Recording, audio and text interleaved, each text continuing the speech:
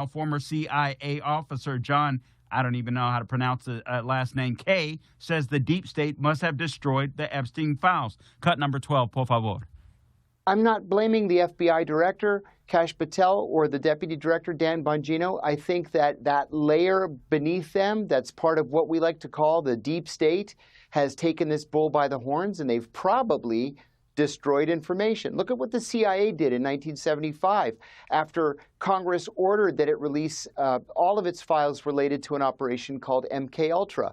The director of the CIA went back to headquarters and ordered everything to be destroyed. And in the end, only about 20% of the documents survived. We're still learning about the FBI's operations against Martin Luther King 55 years after the fact. So now we're supposed to believe that everybody's telling the truth, that there were no files, there were no dossiers?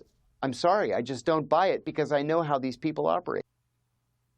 All right, and so listen, I think they're gone. I know it's disheartening. I don't think you're going to get anything more from the Jeffrey Epstein files because I don't think that the files exist anymore. I do think that anything that may have had a connection to Jeffrey Epstein has been destroyed, with the exception of maybe some files with Ghislaine Maxwell, which is weird. I mean, she's in jail for prison for human trafficking, and we still don't know who she was human trafficking to, which is really odd and crazy and unheard of, frankly. But she's keeping her mouth shut because she wants to stay alive. I believe that's my personal opinion. We have a caller here in Nevada, Deborah, that wants to talk about it. I happen to agree with Deborah, but here she is. Deborah, welcome to the Larry Elder Show. You've got the mic. Yes. I just wanted to comment because I'm a retired auditor, and I used to review documents for a living.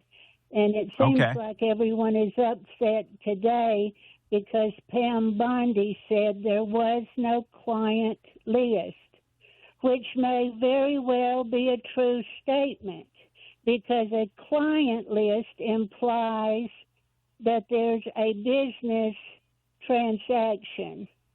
Okay? So what was this client list you're looking for? That Jeffrey Epstein was some type of a pimp? Or are you talking about his investment advisor clients?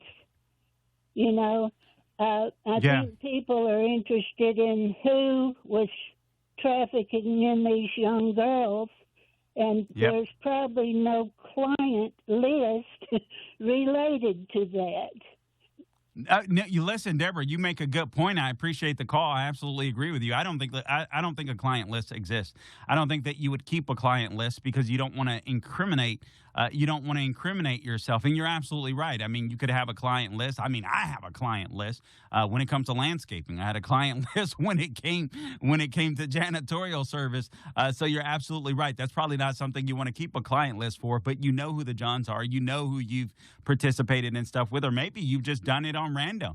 Maybe you got these guys or gals, who knows, caught up in the moment. And then all of a sudden, you know, they said that Jeffrey Epstein didn't blackmail his attorney. Former attorney said he's incapable of blackmail. Listen, I don't know that that's true. I don't know that you have to threaten anybody to blackmail them. I think that if you're involved in something that is so despicable as sex trafficking, especially when it comes to younger girls and or minors, you don't have to say anything. They know that you know. It's really that simple. I think maybe perhaps what we're guilty of oftentimes is watching a little bit too much television and seeing how things just play out in the end and always work out. And sadly, they don't work out this way. Work out that way all the time. For full shows, live and on demand, it's Salem News Channel.